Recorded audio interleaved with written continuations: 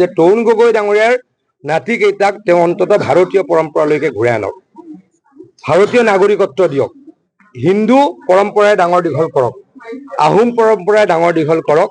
Christian হলে ভাৰতীয় মানুহৰ মনত আঘাত লাগে, অসমৰ মানুহৰ মনত আঘাত লাগে। খ্ৰীষ্টিয়ান হৈ জন্ম লৈছে আমাৰ ক'ব লগা নাই, কনভাৰ্ট কৰিলে কষ্ট লাগে।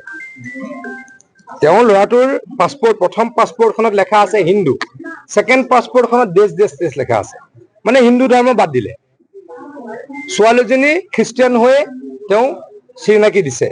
গতিকে মোৰ আকৌ অনুৰোধ, তেখেত অসমৰ সকলোৱে ডাঙৰ নেতা বুলি ভাবে, তেখেতক বিজ্ঞ বুলি ভাবে, যোগ্য বুলি ভাবে।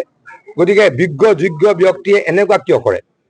যাৰ ল'ৰা ছোৱালীকেইটা ভাৰতীয় নহয়, মই কালি ক'ৰবাত কৈছো যে ভাৰতীয় পতাকাখন দেখিলে আমি চেলিউট মাৰিব লাগে, জনগণ মন গালে আমি ভাৰতীয়সকলে উঠি দিব লাগে।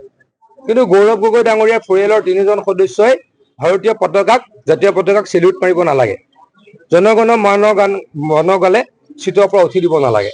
অত্যন্ত বেয়া দেখা হ'ব, সেই কাম নকৰক। মই গৌৰৱ গগৈ ডাঙৰীয়াক অনুৰোধ কৰিছো।